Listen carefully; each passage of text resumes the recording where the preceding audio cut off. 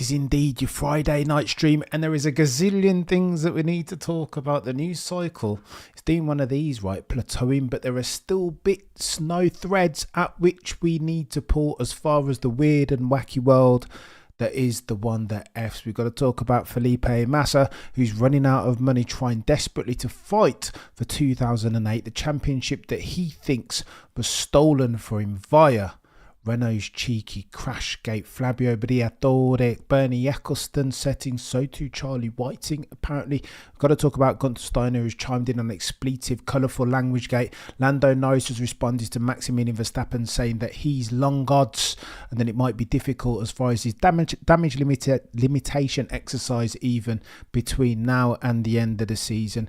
We will talk, of course, about Mercedes and their not insubstantial upgrade planned for COTA politics too. Gonna get techie over the next few race weekends. Why? Because we're headed to North America, and apparently there is a very big election going on there, using which Messrs Harris and Trump will potentially look to get a leg up on each other. Again, it's a race past the post, right? Elections always turn dirty in the end. Fernando Alonso has chimed in on how long he can stay in F1. So too have Soy Motorsport written a brilliant article on Fernando Alonso, the man from Asturias, and the story arc as far as Spanish dominance in sport more globally, more broadly. It is techie. Alpine, the mayor, has chimed in, and he's had a couple of things to say that Alpine would go bankrupt unless they remedied for their failing engine manufacturing program in short order. Techie Vigil, Nando, Michael. It's going to get techie, and we'll go a bit long today and go back and forth and just talk F1. Sometimes you got to talk F1. Next week will be race weekend, of course. And so I anticipate the news cycle will do one of these, as it always does. Go on then.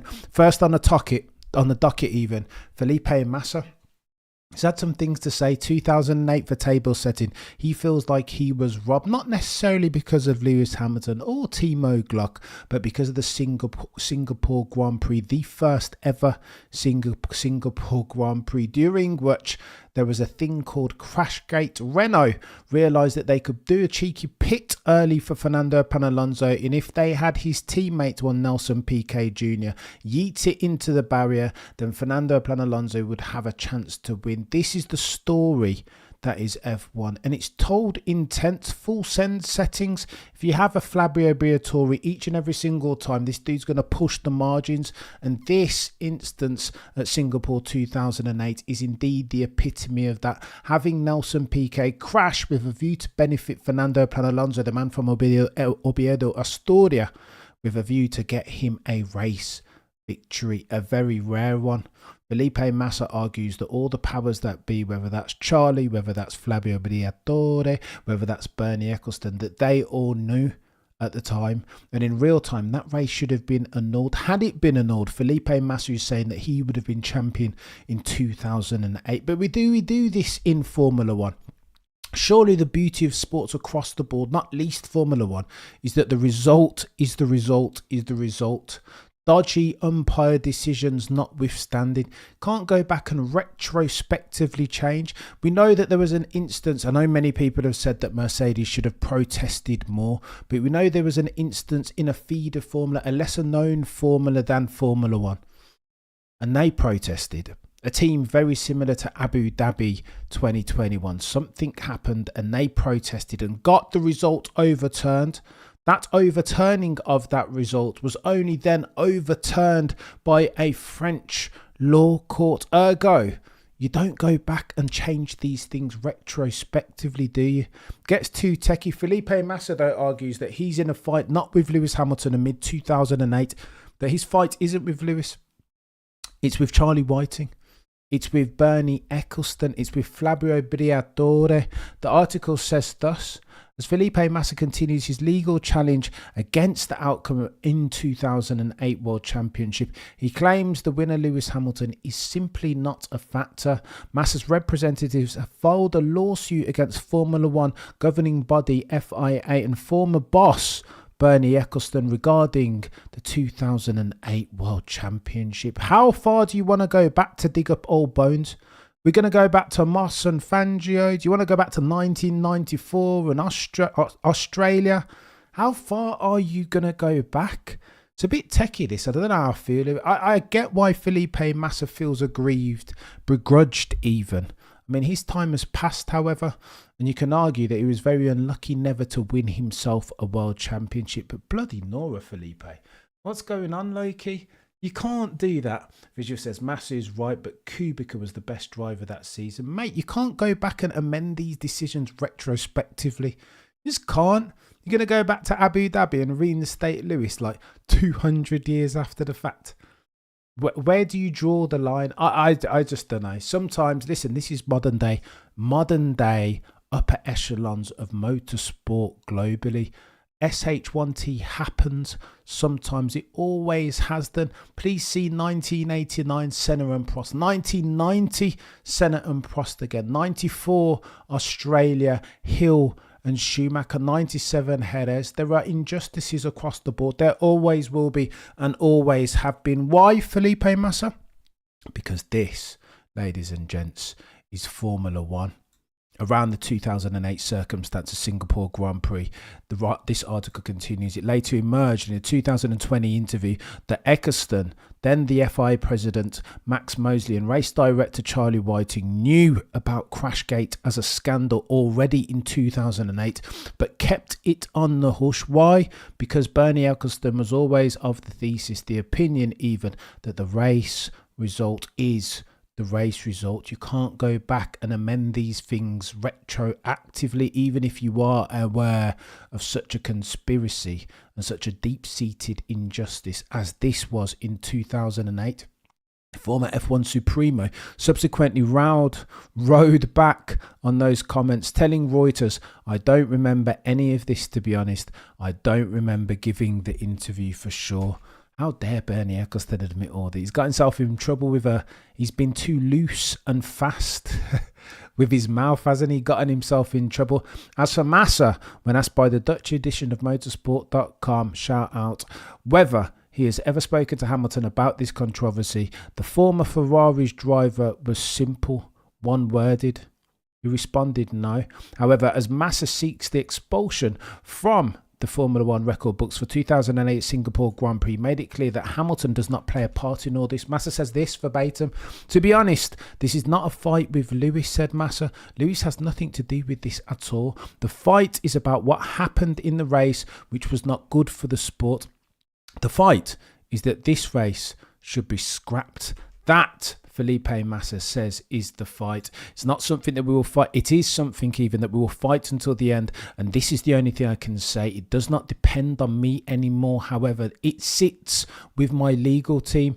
It depends on them. We have a very, very good group of people, says Felipe Massa, professional people working on it. But to be honest, it's not me anymore. The only thing that I can say is that we're fighting for justice because it was not fair what happened to me. Oh, the humanity. Again, loving your work, Felipe Massa, but I saw another rumour saying that Felipe Massa might potentially run out of money before he gets this 2008 championship handed back to him retroactively. You could argue that there is potentially more, the probability is higher on the former as versus the latter.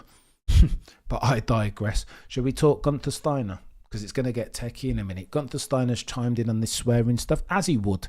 Mr. F-Bomb himself, saying of the treatment of Max Verstappen by the FIA, the regulatory body, subject to a bit of cheeky regulatory capture, is absolutely unfair.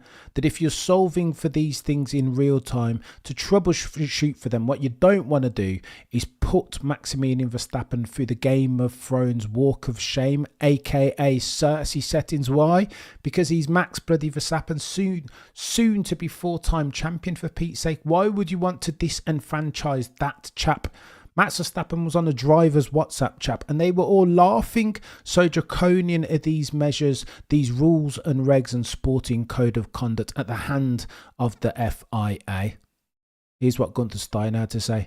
I think why go into such small details? If you want to tone it down, don't challenge somebody publicly like it's rap beef. A world rap beef. Irony intended there, lest we forget Mohammed Ben Sulayem's comments very recently. A world champion, especially the guy who carries a lot more weight than anybody else. If you don't like it or you think you're on the wrong way, sit down with the drivers. They are in the drivers briefing every single weekend. Go there and say, hey guys, thank you. Can you just chill out for a little bit? Do you mind moderating for your language? In that respect, Gunther Steiner says, you ask yourself, what's really the message? What's behind all of this? That, as far as a punishment for Maximilian Verstappen, Gunther Steiner said, is simply too harsh. And as far as Maximilian Verstappen is concerned, he says they were all in the chat. All of the drivers, the 20 currently on the grid, practically everybody was just laughing as if to say, what the hell is that? The punishment, Maximilian Verstappen says, is super, super stupid. Unbelievable settings. Visually, the payout to Massa would be much less than Eccleston's tax bill afterward. Mate, this is a piranhas club. What do you expect from Formula One if not chaos and corruption? It has, for the avoidance of doubt, always been that way. And that is the way it will always be. The best there was, the best there is. The best there ever will be. Lando Norris has responded to some of Max Verstappen's phrases, because when Max Verstappen was talking about his chances of winning the World Championship in that DOG of an RB20 iteration in 2024 over the remaining 6 races, Max had this to say, that he thinks the probability is very unlikely, that he doesn't have the minerals. Lando Norris responded thus, that's just Max saying whatever he wants to say. Even if I win every race over the next 6 races, there's still not a high probability of me catching him, says Lando Norris. I would much rather be in his position than my position. And as soon as Red Bull can figure out where they've gone wrong, figure out for the car the balance of it, I expect them to win a few races. And that will make Lando Norris's pitch to become the World Drivers' Championship champion even in 2024 all the more difficult, if not impossible. Oh, and by the way, as far as Red Bull being able to troubleshoot for their not insubstantial problems in that car, check this out. Christian Horner said that they need to get themselves a new wind tunnel, urgently expedite for that learning curve, because that's costing them. All the upgrades that they've been bringing this year have fallen foul of correlation issues. They brought all the upgrades as far as the underfloor, all the cheeky tack-ons as far as aerodynamics on the body of the car, and ultimately it's flopped them, hasn't it? It's retrograde settings. They've regressed more than they've progressed. Hence why Christian Horner is saying that they need to rush through the build of this new wind tunnel so that they can understand how to fix for the not insubstantial travails of the car in real time. Oh, and by the way, an article today reporting that one Charles Leclerc actually pushed to sign Lewis Hamilton. Again, this is reminiscent of 1988 and Alain Prost and Ayrton Senna, when Prost, realising that Senna was the next one, encouraged Ron Dennis to sign him. Oh, he wasn't to know what was to come next. 1988, 89, 88 Senna won. 89 it was chaos between Prost and Senna, with Prost ultimately overcoming and triumphing. 1990 similar, though no longer in the same team. Senna's presence at the McLaren team ultimately resulted in Prost having to jump ship, go across to Scuderia Ferrari. Could this be similar with Charles Leclerc? Sometimes in Formula One, you've got to be careful what you wish for. Frederick Vasseur says Charles Leclerc is never arrogant. Indeed, as far as his position in the team, so comfortable is he at Scuderia Ferrari, the red car, that he pushed me to sign Hamilton. What are we doing here, makeup? No, genuinely, Lando doesn't really need to take a page from the Lewis Hamilton operator manual from 21 when the points were so clear. Maybe Macon, there's some lessons he can learn right from Lewis Hamilton and the way that he conducted his activities in 2021. But however, check this. Frederick Vasseur had this to say: the relationship between the two pilots as far as his current driver pairing in science and Charles Leclerc is super important. The environment is critical for the results. First, the French manager spoke about a relationship with Charles Leclerc, with whom he's worked with since Sauber in 2018. He's never been arrogant, but someone who always works hard. Sometimes he has also made mistakes. Yeah, no kidding, Sherlock Frederick Vasseur. Sometimes understatement even of the year. See Paul Ricard a couple years ago, Imola a couple years back too. Please see Las Vegas turn 12 in the sim race on the Friday and the real race on the Sunday in 2023. What are we talking about? We're really going to get into my Charles Leclerc mistake bag. Sometimes he has made mistakes. Behave yourself, Frederick Vasseur. He continues, but it's part of his growth process, he says. It is no longer a secret that the Monegasque was informed of the negotiations with Lewis Hamilton, with Leclerc willingly accepting the challenge. Charles always agreed, and this has led me to push hard for it to happen. It is important to have a common vision. Then it is clear that you cannot have drivers who are friends but push in the same direction. It is important that we have an intelligent driver. Be careful, Charles Leclerc, what you wish for. Not too many drivers have ever rubbed shoulders with Sir Lewis Hamilton in the same machinery when he's had his Weetabix, when he's got himself a good car underneath him, a decent set of wheels, not too knife edgy like the W13 and 14 have been, and triumphed. Can list out those drivers in F1 history on one hand. Yeah, I'm not sure whether Charles Leclerc, listen, let me say for the avoidance of that, Charles Leclerc's super quick. I don't know how many times over the course of a 24 race season that Lewis Hamilton's going to be able to out-qualify Charles Leclerc. So quick is that chap, F1 aficionados say he's the quickest point-to-point potentially that we've ever seen in F1. But for the avoidance of doubt, you don't score 25 points on Saturday. Yeah, of course, pole and qualifying, always super important. But you don't score 25 points on a Saturday. Super techie, yeah. Oh, and by the way, Alpine's Luca De Meo has had some things to say. Lest we forget, this is the day when Toyota have announced their reintroduction by virtue of a partnership with Team Haas F1, that they're looking to cultivate some talent, both driver and engineers, that this will be a technical partnership in substance with Gene Haas's team. Ayo Komatsu was seen not long ago, only a couple of months ago, and Gene Haas being escorted around Mercedes motorhome and Mercedes garage with a view to understand the potential upside from having an independent infrastructure, wind tunnel, factory settings, because now, as at the 10th of the 10th, 2024, or the 11th even, look at that.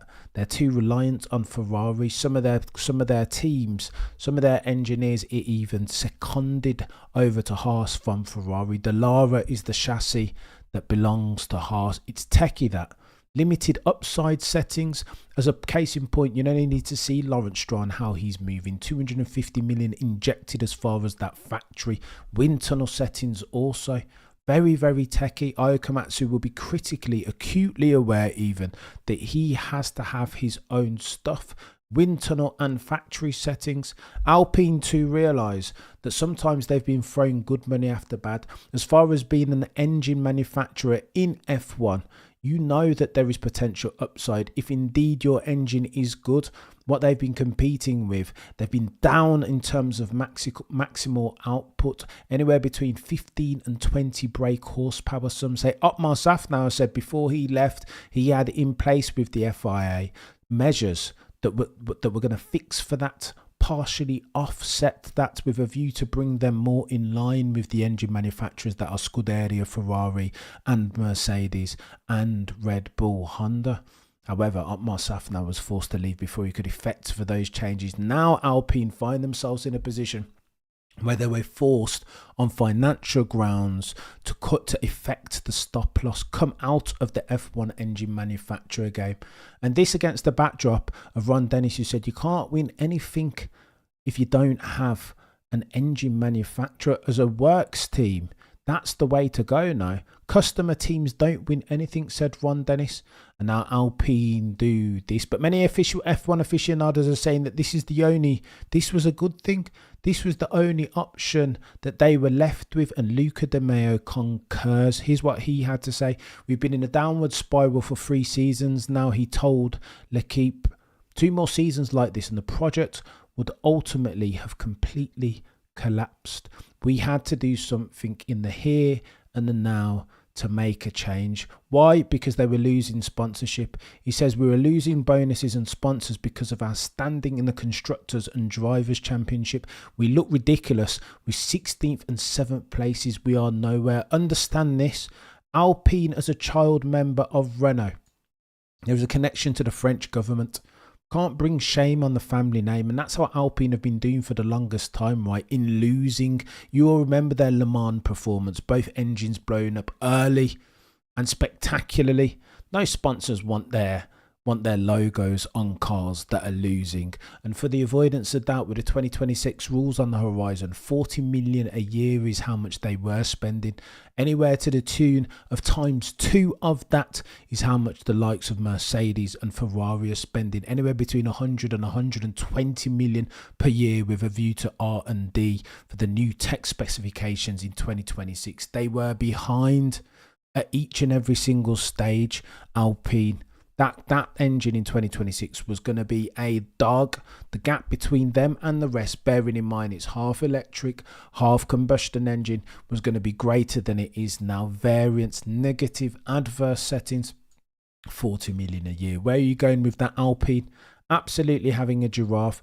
The mayor, however, on the back of this, you know that there's been rumour, lots of speculation as to whether Alpine are going to sell, whether Fabio Briatore was brought on with a view to boost up the asset value, with a view to facilitate ultimately for a sale at some point down the line, with the likes of Andretti Global, with the likes of Lucky Sons, with the likes of Cadillac, GM, all hanging around, sniffing around, with a view to entry into F1 imminently, sometime soon. The mayor of that said that Alpine have no plans to sell. However, the mayor has iterated that there are no plans to sell the Enstone-based squad, and that rumours that Fabio Briatore was brought back to instigate for that process even, are completely false. The mayor says verbatim, "I read that Briatore was supposed to repackage the product in order to sell the team in the end. It's completely, however, false. I didn't bring him to just get out of F1. Bloody Nora, this is techie, eh? Entry into F1, it feels like, let me tell you what it feels like. I understand that it's egregious that Andretti, Lucky Sons, High Tech, none of the aforementioned were permitted into F1. But if you put on your F1 selfish cap for a second, all through 2018, 19, 20, 20, 21, all of a sudden, these teams are tasked with building F1, putting it on their shoulders and taking it back to the mountaintop as far as getting new eyes and a new demographic, the 18 to 35-year-old demographic that Bernie Ecclestone had been so instrumental in shunning, deliberately disenchanting, shying away from building that market. Why? Because he thought that as far as F1 was concerned, that they weren't the dudes, the guys and girls who held the purse strings, that they didn't have financial resource enough, just like Alpine, to buy merch or to buy $10,000 paddock passes. So Bernie Ecclestone sat them off, but Liberty Media's charge, their mission, should they choose to accept it, was to broaden F1's gaze, to get new eyes onto there, to broaden F1's scope into new growth markets, broaden it into North America et al. And how do you do that? Well, it's the exact antithesis as far as a thesis, a marketing philosophy to what Bernie Ecclestone was on about. It's techie here, I'm telling you.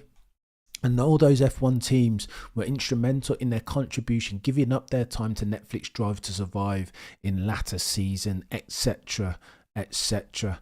And so you understand why now that they've built the house, that they don't want to have anybody renting nor taking equity in it, not after they've built it. And again, it's selfish, but what is F1 if not a selfish pursuit? A story indeed, told in tense. Anyone here go, you know what, Bathurst one that I need to tune into it, Benzie. I keep on getting recommended, and I saw something about a venomous snake on the track that halted proceedings ultimately, but I haven't had time to dive in. I will get onto it, I promise you. Oh, and by the way, Fernando Alonso has talked about how long he's going to stay in Formula One. Now 43 years old. Oh, bloody no, look at that. Alonso, who will be 45 years old when he drives the first Adrian Newey car. designed, first Adrian Newey designed Aston Martin in 2026, said Adrian will arrive in March next year and dedicate his time to 2026. So let's see how I feel at the end of 2026 and if I can keep going.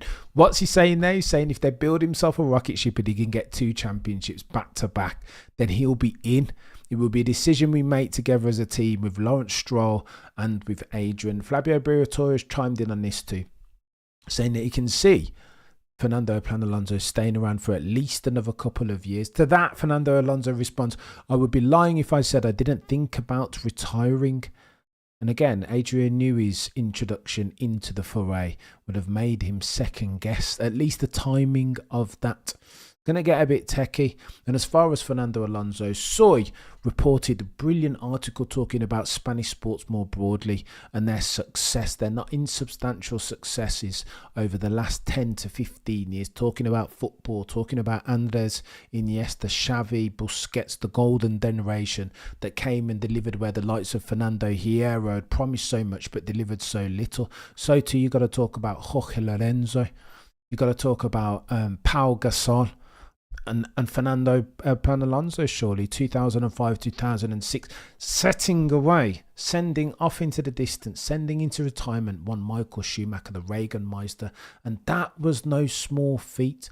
Ever since then, he's made some decisions and never managed to find himself in a car quick enough to win a 3rd championship. But you all know the stat, right? An extra few points, 8 points in critical races, and Fernando Alonso will be a 5-time champion, not a 2-time. Now, F1 can do that to you sometimes, right? 2012, you remember, he drove out of his skin, outperforming that Ferrari car over the course of the season. It was incredible. You guys remember the European Grand Prix in Valencia? How did he do that? Qualified 10th, ended up 1st.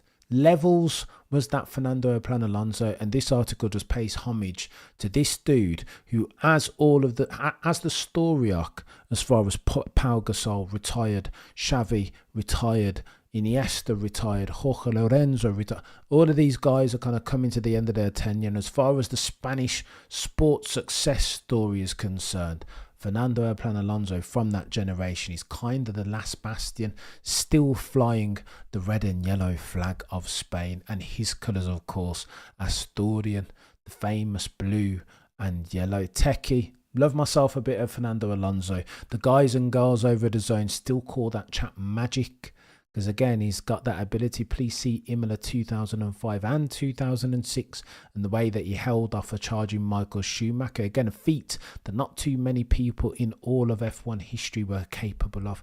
That dude is an absolute legend. You know that he's got race savvy and a racing brain that epitomizes 200 level IQ. Oh, and by the way, should we talk about politics? Because Kamala Harris came out and said that she likes herself some F1 on the Howard Stern show, and that she too likes herself. Her favourite driver is Sir Lewis Carl Davidson Hamilton. Put some respect on his name. What else was our answer going to be? But then this casts into the fore something a bit more techie than that.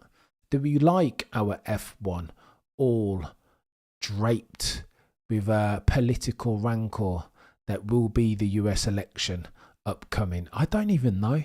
I'm not even sure. I don't even know if I want Lewis Hamilton. Do you want Lewis Hamilton as my driver to come out and endorse a US presidential candidate either way? I'm not sure. Yeah, some people would like it. Lewis Hamilton fans around the world would love it. But Mohammed Ben Sulayem's already said that he wants his drivers to be apolitical. And I don't want Sir Lewis to get any more penalties at the hands of a very biased Mohammed Ben Sulayem. It is going to get political. Remember, we're going to COTA next weekend, Texas territory. So how can they, at some point, messes Verstappen, Hamilton, Norris even, particularly back on the back of his Miami Grand Prix victory where he was shaking hands with the Donald. Do you know what I mean? Of course it's going to get techie. One might argue that you can't even separate sport from politics. It's always been the way, eh? Please see Tommy Smith back in the day and John Carlos, like 1968. Do you know what I mean? It's always been that techie. People have always seen, both athletes and related parties have always seen sport as a vehicle. Muhammad Ali back in the day. No Viet Cong ever called me. Like, it's techie. has always been techie. I don't know how I'm split down the line. I don't know how I feel about it. I feel like F1 is going to COTA at a very polemic time, notwithstanding all sorts of hurricanes in North America. It's techie as fudge. I'm not sure how I feel about it. I'm trying to come to some sort of conclusion in real time through my ruminations, and genuinely, I'm not sure. Gonna get techie. Look, the US Grand Prix in Austin will be held on Sunday the 20th of October, 1 week before the Mexican Grand Prix on the 27th, with the Las Vegas Grand Prix set for Saturday the 23rd of November. The elections in North America, in the US, will be held on Tuesday the 5th of November. Blimey. So barely 14 days after COTA, there will be people weapon. Is the Donald going to turn up in COTA? Will Kamala Harris turn up in COTA? It's going to be techie, I'm telling you. Both of whom will look to leverage every advantage that they can from any sport, let alone Formula One with Lewis Hamilton, their 7-time champion. When F1 rolls into Texas, there is the potential for it to become politicised. Yeah, no kidding, Sherlock. With drivers quizzed as to their opinions on the outcomes of the upcoming elections. Mate, I will be tuned in front and centre for that driver's press conference. I'm keen to see how Max responds and other drivers respond to the questions around expletives yet again, because that will of course be front and centre. So 2 questions around the elections. They can have whoever they want. Lewis can endorse whoever he wants. Both American presidential candidates are bloody Nora visual. Say how you mean you feel, how you really feel, right? Lance is glued to his seat. His father's team seems so unfair. I know. F1 is nothing if not unfair, though, Daniel. Do you know what I mean? At this point, I can't wade through the very murky waters of naivete. I'm far too old and grey, too long in the tooth, too grizzled and F1 fat. No, the politics of my country are dreadful. Don't do it, says John. Oh, the humanity. It's going to get techie, isn't it? I know it's a bit blasphemous, Eddie. You've said it right there. That's why I'd rather leave it all alone. Politics and racing. It's easier, isn't it, to deal with, Macon? You might argue, that some people go through it. Work is hard and life is hard all week. And then you get to the weekend and you just want to turn on the TV and watch qualifying, unencumbered by the nonsense and the seriousness of the real world. Just let me watch some qualifying and let me watch the race. I don't really want to. I go there with a view to escape almost, turn on my TV to ingest some F1, and that's the lens through which I watch it. I want to be unencumbered, immune from the seriousness of everyday life sometimes. Is that too much to ask as a Formula One fan, as a grizzled F1 vet? I don't want to see Trump, nor do I want to see Kamala Harris at the COTA Grand. Why? What looking to leverage our guys, like the 20 on the grid who risk their bloody lives? It almost feels like they trivialise it now. Especially when you hear about Nicky Lauda. Go and watch that Colossally It's History podcast, Matt Bishop and Richard Williams. Techie talking about Nicky Lauda. Again, just shows you the metal, how these guys are different from your everyday average civilian, your everyday Joe Blogs, even like me. The levels of heroism out here risking their life every Sunday race weekend. And then they're going to get drawn into this politics stuff. Serious still, life-threateningly so, some may say, but a different lane. Techie, Kayla, Daniel, yes. I keep typing and deleting, biting my tongue. Why, TD? Tell me, Turtle Dove. Most Americans know who they are voting for and against. Don't think drivers' opinions matters. A good shout, maker. And yes, Cameron, sadly, it is what it is. Money and nepotism everywhere. Do not disagree. Well said, Cameron. Let's go. Yes, absolutely nailed it, Cam. It's techie, isn't it? I guess Donald is supporting the orange cars. Donald Trump. If I know Donald Trump will be supporting the winner, right? He'll be supporting the winners. He doesn't like losers, the Donald. So I hear. Which is fair enough. Most people go to TV to escape the trouble. Exactly, Turtle. Why is that such a difficult? I don't know. Is that unreasonable, techie? Oh, and by the way, as your final topic on the docket Mercedes, James Ellison has given an interview on the Mercedes YouTube channel where they debrief the previous race, right? Diatribe for it, establish all of their ills. That Mercedes car, the W13 iteration of, still struggles in warmer climes. You remember at Silverstone, all of a sudden that car looked like the W9, the RB19 even. Super fast, a world beater even. But that's because there's something endemic, intrinsic even, of the nature and handling dynamic of that car, that it switches somehow in cooler climes. That Mercedes W50 manages to switch on its tyres, get them in the optimal temperature, and the chassis all of a sudden just feels at home, right? Perfectly balanced. That's why Lewis was able to win himself a Silverstone Grand Prix, cooler climes. However, we're going into a phase on the 2024 calendar when it's going to get techie. It will get techie for them because warmer climes. Please see COTA, please see a Mexico, Las Vegas too, although Las Vegas is a night race, so that might be cooler. But Mercedes have themselves a problem, a W15 sized problem, in that this car all of a sudden, per Singapore, per Baku, hotter climes, more humid, all of a sudden has just become a W13 again, a dog of a car. And James Allison has said that they need to solve for it. Last race was Lewis's 350th. They obviously want to nail these round number Grand Prix, these milestones with victories. And Lewis just didn't have the car underneath him. James Allison have said going forward, between now and COTA, they want to go away and do some due diligence and fix for that. James Allison's words were that by the time you see the COTA, it will have some new clothes. Again, I'm dying for a new underfloor, but that doesn't necessarily sound like underfloor to me. That sounds like they're looking to tack on aero to the bloody sides. But again, if they're to cure for the not insubstantial, multitudinous ills of that W15 car, it has to be something to do with the floor. Balance is the problem that they keep struggling with. Instability at the rear, problems on turning. This feels like it's the common denominator, the common thread even, up and down the grid amongst the 10 teams. Slower minimum speed turns, can't get it turned in, understeer settings. And again, that's symptomatic of ground effect cars.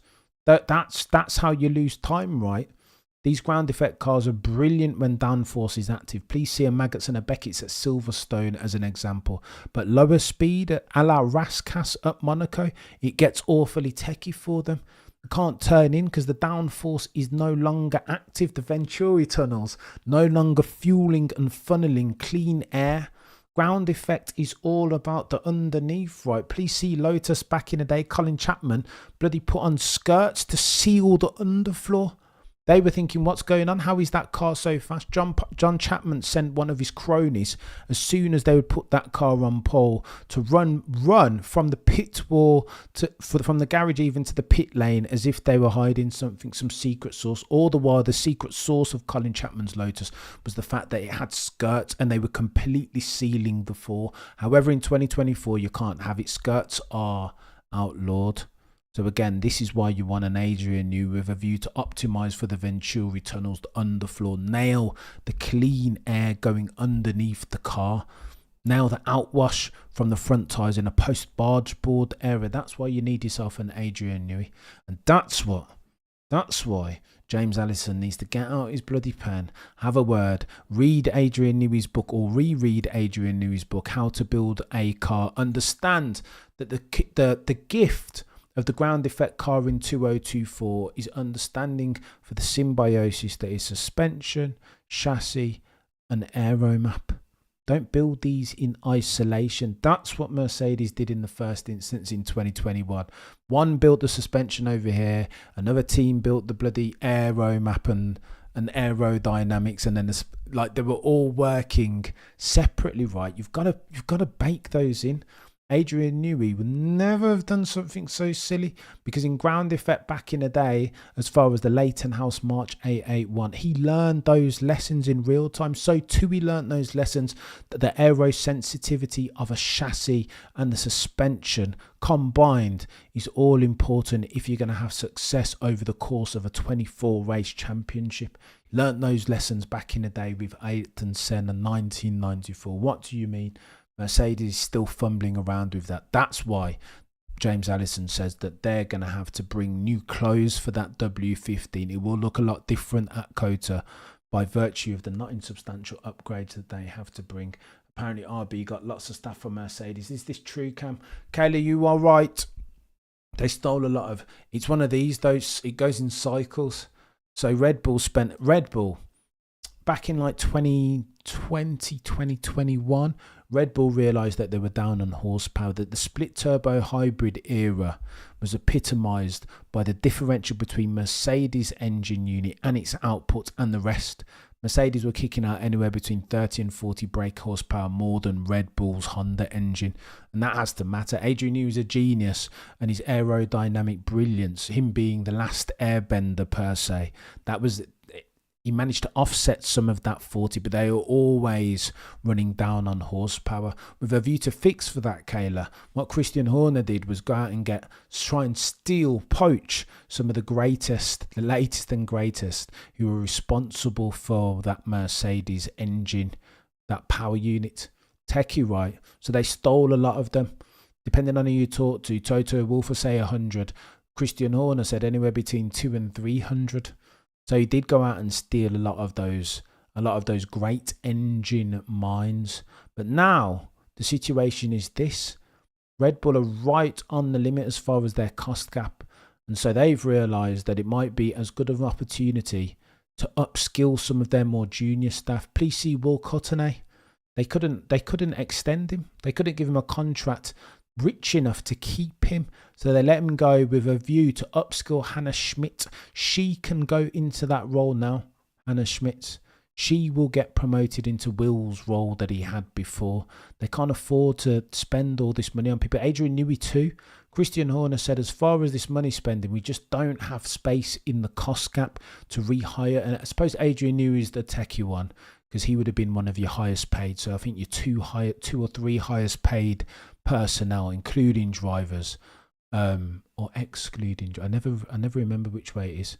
But your two or three highest paid at the team working on F1 technologies are excluded from the pay caps. And Newey would be excluded, but a Will Courtenay, or whatever the chap's name, or a Rob Marshall, or a Dan Fallows, all of whom they've recently let go, they would be included in it.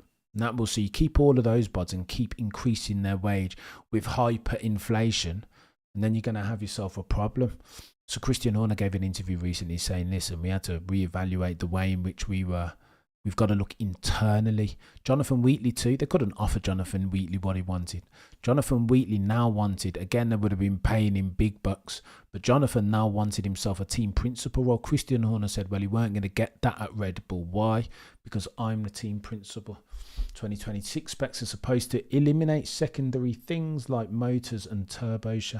Make on its techie. I was reading about the 2026 rules. I didn't get it. Takes...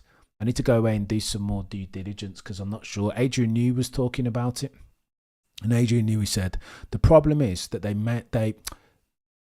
sustainability is the thing, right? And you need to put sustainability front and center if indeed you want to bring into the sport new engine manufacturers. Please see Honda bringing them back. Please see Toyota, although they won't be manufacturing any engines in the first instance, so they say. They're dying to get back into F1 proper, but they can't say that for now because Ferrari, that was one of the things upon which the deal was contingent. Ferrari wanted to continue being the engine manufacturer for Haas, at least into the near future. So, but Toyota are in, but it's a technical expertise partnership per se.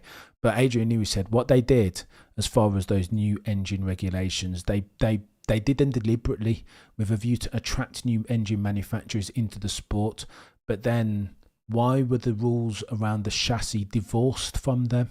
Again, same thing that Mercedes are suffering from, right? But regulations this time. You've got to hatch the regs. The regs need to be, again, a symbiosis, a function of chassis and engine as a combination. You don't run a car with just the chassis or just the engine. You've got to think about these two things in unison. And Adrian Newey is like, nah, they haven't. Listen, if you want to make active aero, then surely you're taking Formula One, says Adrian Newey, away from its essence. What's going to happen is that the cars up and down the grid now, okay, so it's towards the latter stage of this rule and reg specs, and now the cars are converging. Horner the other day argued that McLaren looks a lot like the RB20, right? That there is indeed an exam answer as far as this latest rules and regs, and now they're all understanding it, they're all converging upon it. But in 2026, Adrian Newey is arguing that the cars will be bigger, yet and still they will be slower. That battery is like 350 kilowatts per hour, and come the end of the Grand Prix, the battery is going to be like blown. It will have no energy left. So the F1 cars at the end of like a, I don't know, 60 lap, like lap 60 of Monaco, or worse still like Baku, that the electric power is going to be gone. So Adrian Newey's not happy at all. He's like, I'm going to be focused on the 2026 rules and regs, but I think that the FI have botched it, that they might have taken a series that is Formula One back rather than advanced it. I mean, design the rules, conjure them up, conceptualize them even in unison. Like, you can't just design a rule and reg set with a view to attract new manufacturers, new engine manufacturers. That's nonsense. But Adrian Newey, that's what Adrian Newey says, mate. And I'm telling you that it sounds like it's a cool place to live. 2026 will be complicated for the teams and good for us. Oh, next year will be a bit flat year in my opinion. Are you joking, Turtle? I know 2026 will be big, but already, can you even, go on then, indulge me for a second. Can you imagine in testing? So they were trying to sort out Lewis for testing this year, weren't they? At the end in Abu Dhabi, a cheeky test. Apparently Mercedes won't let him out of his contract, as they shouldn't. Do you know what I mean? But imagine next year, February, testing. Seeing the Ferrari test, seeing Lewis come out of that garage in Maranello with those bloody red overalls on and yellow badges with black horses on. Oh my gosh. Oh, the humanity, Kayla. 2025, Lewis's move makes 2025 chaos already. Plus, there's going to be more convergence. It's only going to get more techie. I said earlier this year when we thought it was going to be Max Verstappen dominance again, why don't we just fast forward, skip the next 12 months and let's just fast forward to 2025. Even James Vowles says that he thinks because of convergence, final year of the rules and regs, it will be 2021 all over again. All of the teams will be level. You'll have Lewis up there. Hopefully Ferrari can design him a car. You'll have Charles in there. McLaren will be quick as well too, in the hands of Lando and now Oscar, who will have another year of experience underneath his belt. Max Verstappen's not going anywhere if Red Bull can pull out their finger by virtue of Pierre Vacher and Enrico Balbo sorting their self out. Do you know what I mean? It's going to be a gangbuster season 2025, and the plot lines and the stories are going to be chaotic, I guess, with all the new drivers changing. Yeah, and even that Turtle, like Turtle Dove. Can you imagine how many rookies? Go on, let's go through the rookies that are going to be on the rookies. I say in inverted commas because Behrman's already driven. Behrman, Antonelli, Doohan, who else? Colapinto potentially if Audi snap him up. There's somebody else as a fifth one. Who's the fifth one now? I can't remember. Gonna get techie. I feel like there's gonna be 4 or 5 brand new rookies of the 20 on the grid, and those plot lines are gonna be chaotic for next year. Oh, listen, I gotta run. You guys have been legends. Friday night stream in the books yet again. Back same time tomorrow, talking, diatribing for all things Formula One, unpicking at the multitudinous, the innumerate plot lines and F1 threads that you guys are interested in. Between now and next time, as always, the prosecution rests. No further questions, Your Honour.